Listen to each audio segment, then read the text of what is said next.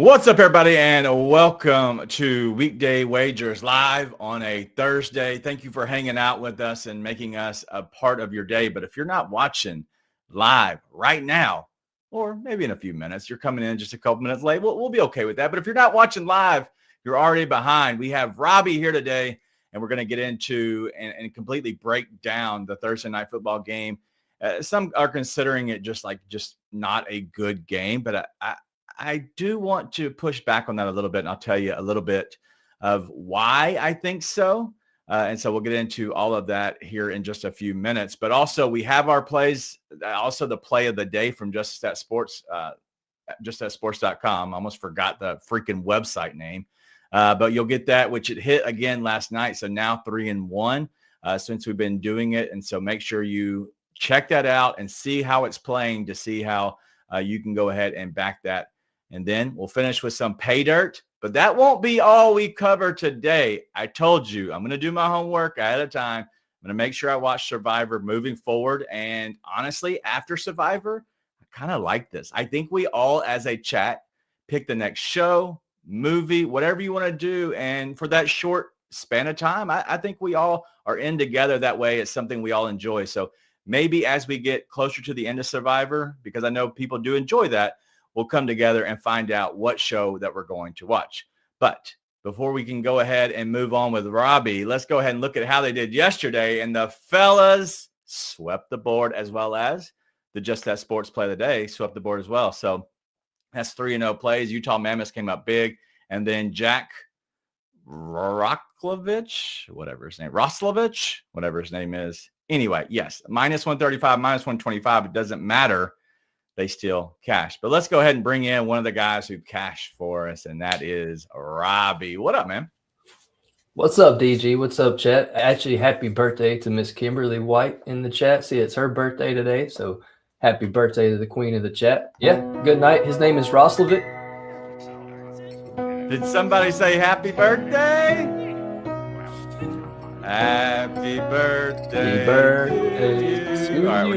we're not gonna kill that. Please, God. Right, anyway, but yes, happy birthday, Miss Kim. But yes, Roslovich. Is that his name? Whatever. Roslovich. It doesn't matter. Same thing. Does he have a nickname? Because I like the Thrill, and I like my new nickname I gave to Cutter Gauthier, Gold Chain. I don't know why, but when they say it, it sounds like Gold Chain because it's Goche or whatever. Yeah. So yes. Any good nickname for him? I don't know. I just know he cashed. That's all I care about. I like it. Well, thank you everybody for hanging out with us here in the chat. Everybody is filing in as always, giving much love to Miss Kim. But let's go ahead and talk about the game we have tonight. It is a 13-point spread between the Jets and the Patriots, and that's a big number in the NFL just overall. I'm curious, how do you see this playing out? Because, the Jets haven't looked good. We can also look at the other side. The Patriots haven't been just dominant. They've been really winning close games, which, that's what a professional team does. Do you like this one way or the other, or how do you see it playing out? It's an ugly game. It's an ugly game from player props perspective. It's just an ugly game overall. I would think that New England can handle business, but as we saw last week between Oakland and the Raiders and Denver, it's unexpected on a Thursday night, right? All the craziness happens, so it wouldn't surprise me if the Jets stay competitive. They are on a 2-game win streak. No, the Patriots are on a 7-game win streak, so you got two teams coming in unbeaten in the last few games. So. But yeah, it should be New England in my opinion. It should be New England, and they should be able to control the game clock and get out of there injury free and win.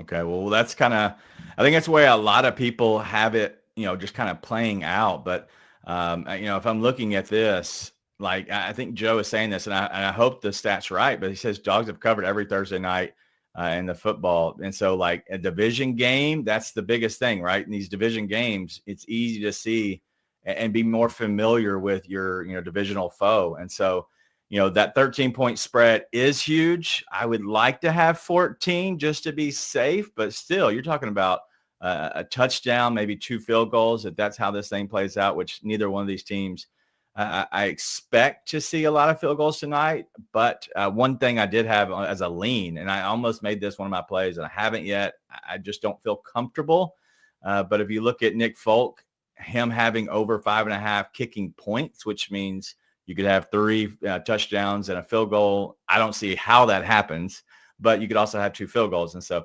we'll see just how, the game plays out, but I don't love kicking in this one. But let's talk about some players that are going to be more of, guys that a lot of people are going to be betting on. Let's look at, Travion Henderson. I know you've been big on him, why they keep going to Ramondre Stevenson. But now we had a big game out of our guy, Travion Henderson, last week. He now has a 79.5 number for his rush yards, a 99.5 for his rushing and receiving. How do you think he looks tonight? Do you think he has any chance to go over those?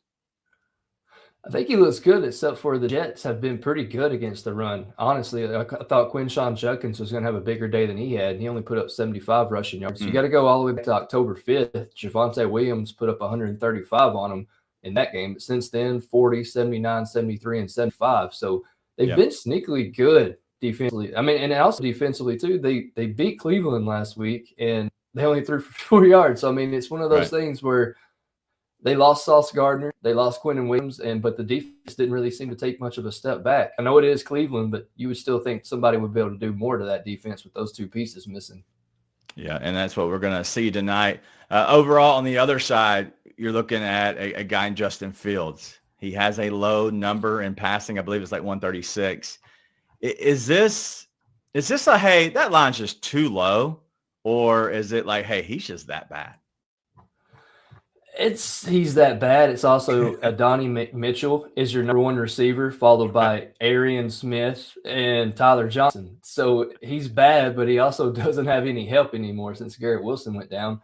I did look at Mason Taylor, the tight end. I thought maybe there would be a look to play him.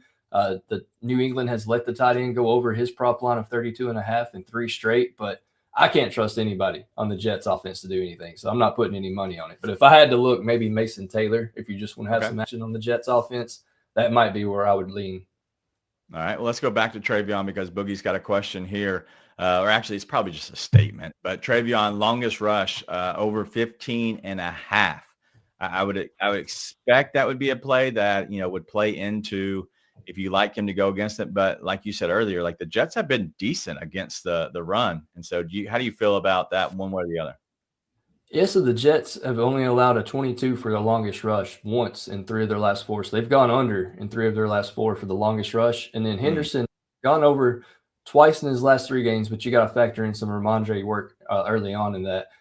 I wouldn't play it again. I just don't trust. I don't trust Vrabel to use Henderson the way he should. I know you last week, but I've been on this show banking on Henderson, and he doesn't get used at all when Stevenson was in. And the Jets, like I said, sneaky good against the run. That one would worry me a little bit. I wouldn't put any money on it. All right. Well, hey, I appreciate the honesty, but we did have another question before we move on. Taj likes this, and Mark answered it pretty well, but he's asking, why are the red hot San Jose Sharks such an underdog tonight? I know they're playing the Flames because I have some plays on that game. I'm not sure because the Flames are, 4-14 this season? They absolutely suck. The Sharks are a young team, but they can score goals. The thing, too, with the Flames is they're anemic to scoring goals. They don't score a ton. So I'm really not sure. I would almost look at trying to back the Sharks in that one. It's in Calgary, so you got that going against you. But, again, 4-14, Sharks are 8-9. Sharks, to me, are the better team right now overall just because of how their younger guys have been stepping up. Yeah, and Mark's saying here that they have Askarov, maybe, in goal. Super inconsistent. And, I don't know if that would lean one way or the other, if the Flames are that bad, or if you're like, hey, maybe he finds it, because sometimes you kind of got to get off the snide a little bit with that. And so super maybe inconsistent, but he's won 4 of his last 4 games. So he is 4-0 in his last 4. Good story about him. The Preds should have kept him. He was a goalie that we got in the draft a couple of years ago, and we basically traded him for nothing. So that shows how smart they are. Yeah, for sure. And that Fields line, Boogie says, it looks like it could be saving room for Tyrod Taylor to come in the game, as Boogie's talking about here. Like that could be a potential where the line is so low because they want to get some money on the over and the under on Fields. But also it could be where he gets benched mid-game. And so you could go under on that one, as well. So that might be why that line is so low, but I honestly think he just sucks. And so who knows? And yes, Joe, I am the hockey guy. I am the hockey guy now. I even put a play up today with my guy, Cutter. All right, let's put a bow on this game. 13-point spread. I don't see it going to 13.5. I don't know if that matters that much, but 13-point spread. Then you have just the game overall. Who wins and then who covers? I think New England wins. And I think just because the last few games, I have nothing to back this up. I just think the last few Thursday night games have been kind of wild card games. I think they win and they cover. So give me all the New England love tonight in this one. All right, I'm going to go New England wins. I'm going to go with the Jets somehow find a way to cover. But the total, that has been somebody that's been talked about a lot. You had a lot of good insight on that. We talked before the show started. What do you think and how do you feel about the total tonight? Yes, New England has gone 24 points or more in 5 straight games. The Jets have only allowed 21 points or less 3 of 4. So something's got to give right now. Right. Carolina and Cleveland were two of those teams in that stretch for the Jets. And then, like I said earlier, Fields is thrown for 54 yards and still somehow the Jets won. That's not a compliment to the Jets. That's a diss to Cleveland because of how terrible they are. But the Jets have also scored less than 14 points in 3 of their last 4 games. I know they put up 20 last week, but that was due to special teams. As an offense, they've scored 13 points less in 3 of their last 4 games. All right, well, that plays right into our Just the Stat Sports play of the day. If you want to go ahead and get set up with Just That Sports, you can go use the code DATA100 for 50% off your first month. But we see here, and obviously only missing once so far, since we've had this, the Jets Patriots. The play is the under 43.5. It's at -110. It has a 64.8% win percentage or a win chance if you're looking at this. Do you feel better now that the model backs up your thought process? Yeah, 3-1 is a pretty good record for the model. So if it's saying go under, then I'm going to take the under. All right. Well, we'll get into our plays here in just a few minutes. But if you want to go ahead and get more of that, just go to justthatsports.com, use the code DATA100, and you can get signed up right now. You can also get some Bassett's blends with Seabass. Hey, what's up, everybody? It's your boy Seabass, the only 5-star chef in the game. We all know sports betting is full of bad beats and tough calls, but when it comes to flavor, there's no second guessing. Bassett's Blends is the plus EV lock of every meal. We don't need a stinking model. Crafted with winning spices and bold taste, Bassett's Blends comes in 3 flavors, original, hot, and no salt, that's gonna turn chicken, steak, vegetables, any dish into a can't miss cover every night. With Bassett's Blends, there's no bad beats, no flavor fades, just guaranteed greatness. Check out the link right here where you can pick up your Bassett's Blends for a guaranteed lock every single night. Thank you, Seabass. Look, this game was like pulling teeth to find player props because, that's all I like to do are player props. But I did find something, and I called it the Foxborough Flow. So we're going to take Travion Henderson, 50-plus rushing yards, since taking over the starting role, which he should have done a long time ago from Ramondre Stevenson. He's hit this in 3 straight games. It's going to be an ugly game. Don't get me wrong. It's going to be ugly. But New England should focus on the run game. They should focus on controlling the clock, and they should focus on getting out of this with as less injuries as possible. The Jets are allowing an average of 85.7 rush yards in the season. RB1s have cleared this in 7 of their last 9. This is 50-plus yards, not his original line, just the alt line of 50-plus. They've allowed this in 7 of the last 9. Then we're going to this guy, Demario Douglas, 2-plus receptions.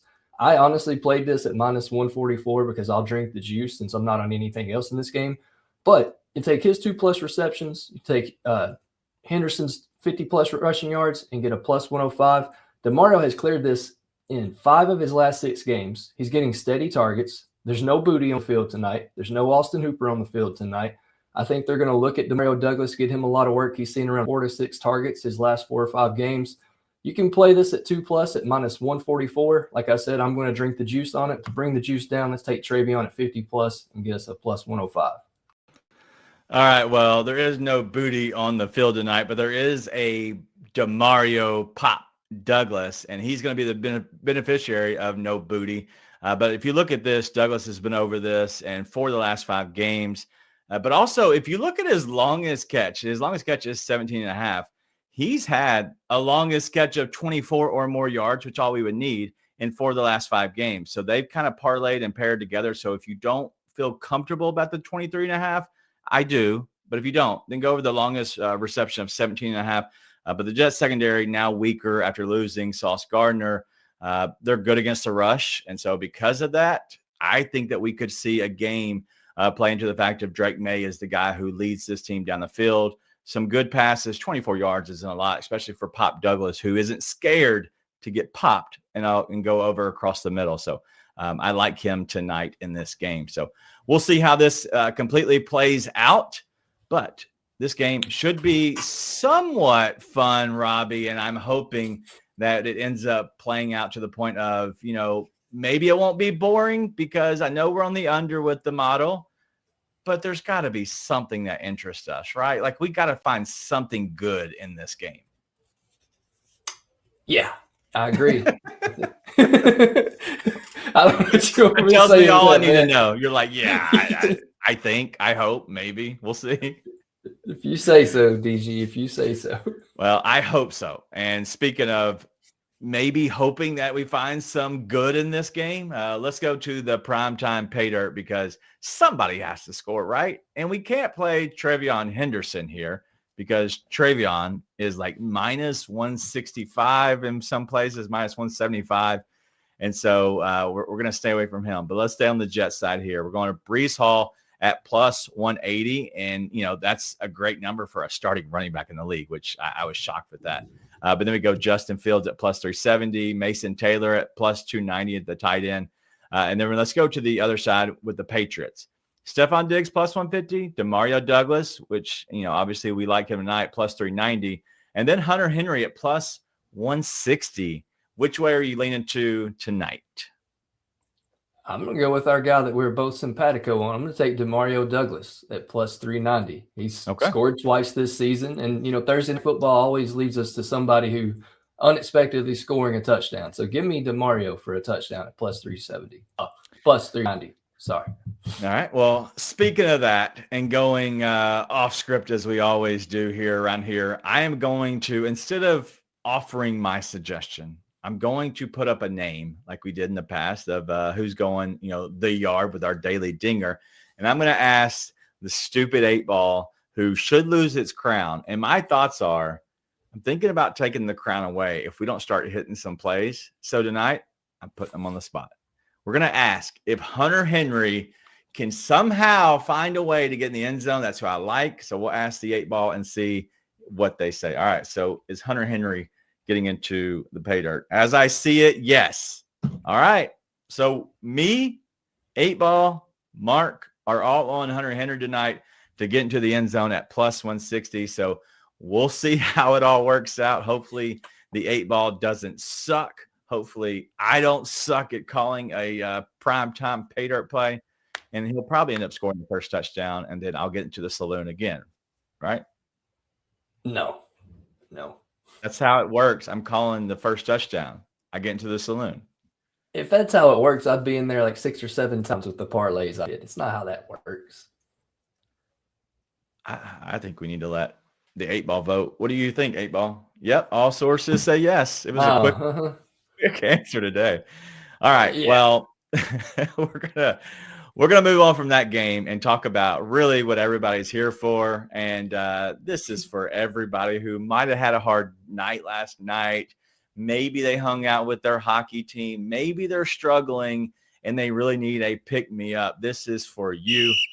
As we get to some Survivor talk in our TV timeout. So let's talk about, this is what we're all here for. Everybody's here for football and Survivor. And so right now we're talking Survivor. I just watched the last episode.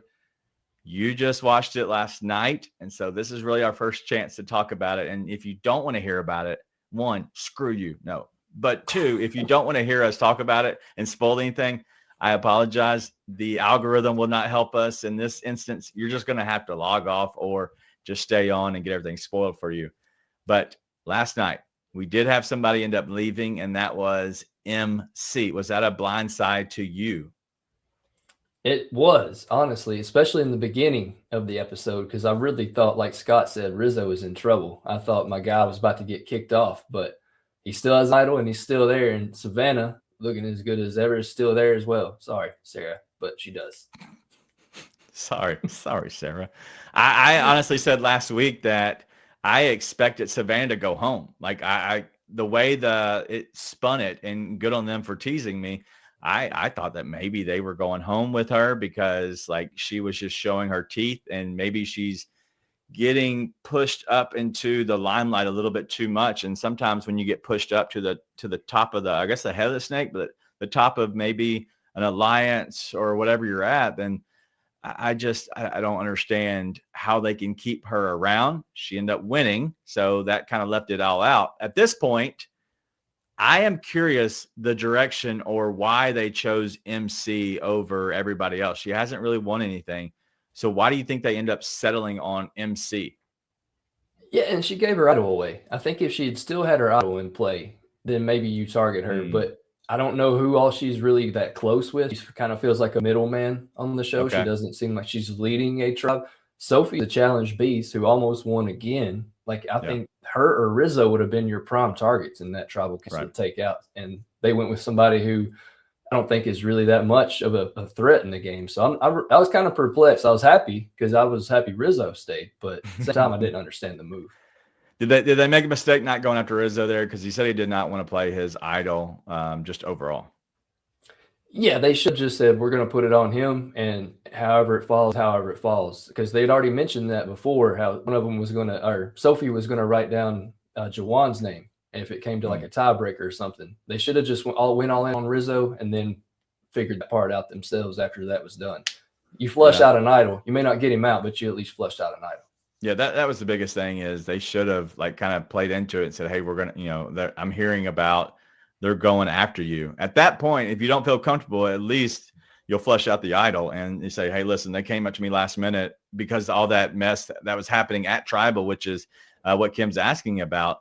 What do you think that was from MC? Because it's like she ended up getting voted out, but she's the one that hopped up right away and talked to Jawan. Do you think that's what sent her home, or do you think that was the plan the whole time?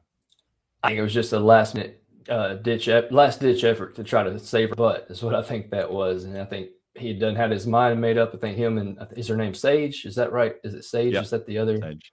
Okay. I think those two had already had their minds made up how they're going to roll. I think, I just think that was a last-ditch effort. That's why Sophie just sat there. I think she felt comfortable with whatever happened at that point. That's crazy. I would have been freaking out. I would have been like, all right, somebody please come talk to me because this is ridiculous. But yes, we're talking about Survivor right now. As every Thursday we do it's what we call TV timeout. But if you're watching this, whether you're now or later, hit the like button. We would always appreciate it. It helps us get into the algorithm of life and help us just ride the wave. And if you're not a subscriber, go ahead and subscribe now.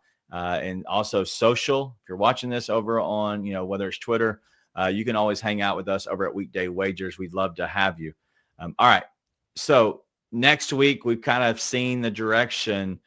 I'm curious. We were given the spoiler of Sophie, Rizzo, and then Savannah all potentially working together. I'm curious if that was just a play on maybe a good tease. And they're like, oh, man, they really effed up. You put three strong players together, or is that maybe just Sophie playing both sides and trying to be an option because she's literally feels like she is in the driver's seat if she can stay off the radar enough. Yeah, I think it's just a tease because even like you said, I thought Savannah was in trouble, and then Savannah the Savage came out like like Jawan said in the beginning. I think it's just a tease. With this group, it's so crazy. It's unexpected. They do a lot of unexpected things. And I think it could just be that, like Jawan said, he goes, I want to get rid of good players. It's almost like I'm a crappy player. So I'm getting rid of all of the good players. The ones who I think are threats, they're the ones that are going. And that's how I would be. I'd be like, let's see, you're thinking way too much. You have a lot of good ideas. You need to go home next. Right.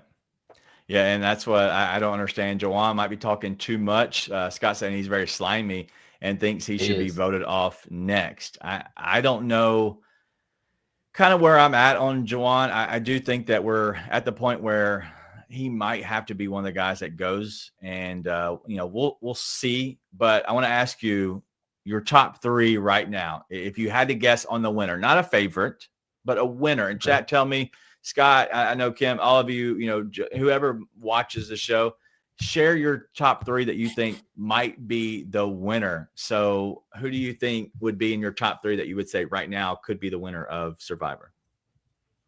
Rizzo, Savannah, that third spot is really tough.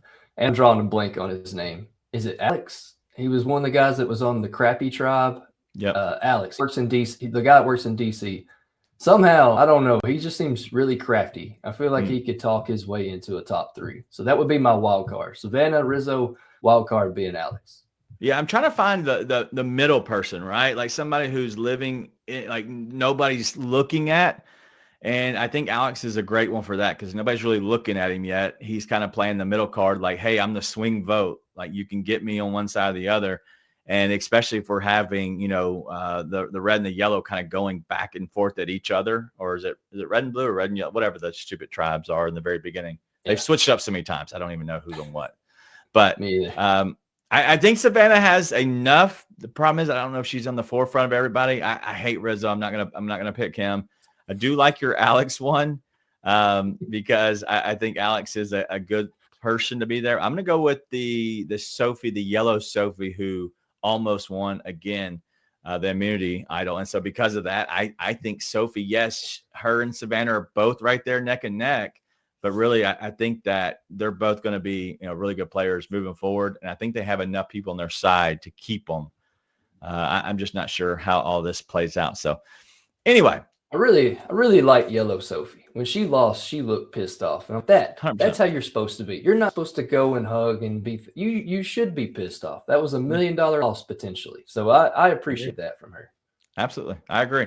And good on her for actually having some anger there. But that's enough of our Survivor talk. I know everybody enjoys it, but also know it's not for everybody. Like I said, as we continue on this thing. Once Survivor's over, because I think that's kind of a happy accident. I think on Thursday, we still keep TV timeout, but I think we do this as a chat because we can easily find something that everybody likes, whether it Wish is. there was a game show like Survivor. Yeah. Like not just like a show, like some kind of an elimination show. Maybe you could get me to watch Big Brother if we could do that. Because then I would actually have to watch Big Brother. But the problem with Big Brother is literally you can find out what happens way ahead of time because they have all the live feeds. And so like it's just stupid. I didn't know that. I didn't know that was a thing. Yep. And this is one we're going to do. We're 100% going to do January the 8th is when we start off with traders. We'll make that will 100% be there. So we have to find something that can fill our time from, I'm guessing end of November. So just December. Maybe we'll talk football. Yeah. How about that? You might like football? We might be able to talk football. We might do that. Let's see, January, February, December. Yeah, playoffs should be coming up around that time. Yeah. So we might have a little more to talk about. For sure.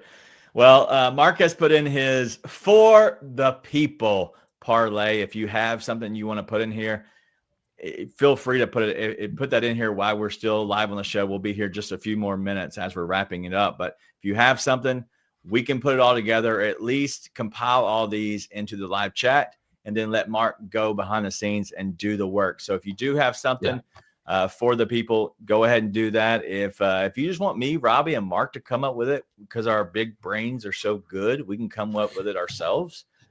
We can, but we don't want to. This is supposed to be for the people. Who said that in wrestling, Robbie? For the people. Oh, my God. I can't believe I don't know this. It is also the name of an Old Spice deodorant. I want to say Kurt Angle, but it's not Kurt Angle. Was it Jack Swagger? It was Jack Swagger. Yes. Olympic singlet. That's where I was getting thrown off. It was Jack. Oh yeah. Yeah. Sorry. God, what a gimmick. Yeah. Well, yeah. What a gimmick. All right. Well, that's all we have today on the show. If you do have a For the People, go ahead and put it in now into the live chat. But also you could check it out and put it in after the show's off and put your comment in there on the bottom, and that will help us out. What's up? It wasn't For the People. It was We the People. Oh, you're right. That's why I was thrown off. We the People. We the People. with Swaggers. No, Jack Swaggers, he got cut from AEW. We don't need to have any of his slogans. We can make our own. That's true. For the people. We're still for the people because it is for the people. Yeah. That's the whole reason we came up with it. And going back to Survivor, Sage is a sneaky pick. I forgot about her. I would rather have Sage than probably Savannah right now. I think Sage looks like she would be fun to hang out with. Like her attitude, she just seems like she doesn't care about anything. I think she passed gas in one of those lunches that she won. She did. She did. That's the Sage of Survivor. All right, well, that's all we have. Like I said, if you want to go ahead and put in for the people on your parlay, feel free. You can do it now, or you can go ahead and do it after the show if you think of something. And Mark will do this in a little bit, see if he can get a short put together. If there's not enough plays, no big deal. We'll move on because it's not a big sports night. I'm just going to be very honest. Like there's a few NBA games. I think there's 3. There is one, some mid, as the kids say. The game is cooked. All these stupid terms that literally aren't that cool anymore. But yes, that is what we have tonight to play with, as well as there's NHL. But maybe we just put the Ducks in there. Ducks, Sharks, Jamal Shed, 3-pointer. We'll just do all these together. There's seven backup goalies starting tonight in the NHL. 7. So that should tell you what kind of slate we have tonight in the NHL. Yeah, it's a weird sports night, but Friday is coming. The NFL overdrive is coming. Robbie's gonna be back on our side this time, so hopefully he doesn't suck this week because Preston's out there back with the chat, which I don't like that because he did so well. But I saw his numbers prior to being on our side, so I'm okay there. Yeah, we'll see. Yeah, you called him up. The light was shining bright, and he stood up for everybody. So. Yeah. It didn't matter to me because he was going to pay my part of the fine if y'all lost. So I was fine before it ever happened. Exactly. Well, it's rolling over next week or this Friday. We're doing $40, 2 months of a subscription to Just That Sports. We're going to keep rolling it over as we keep winning. So the next week after that, we'll do the 60 in 3 months because I don't expect to lose again. We're going to keep this train on the tracks. But that's all we got. We'll see y'all tomorrow. It's all 3 of us going 3 wide. It should be a great Friday, the start of your weekend. But we'll see you then.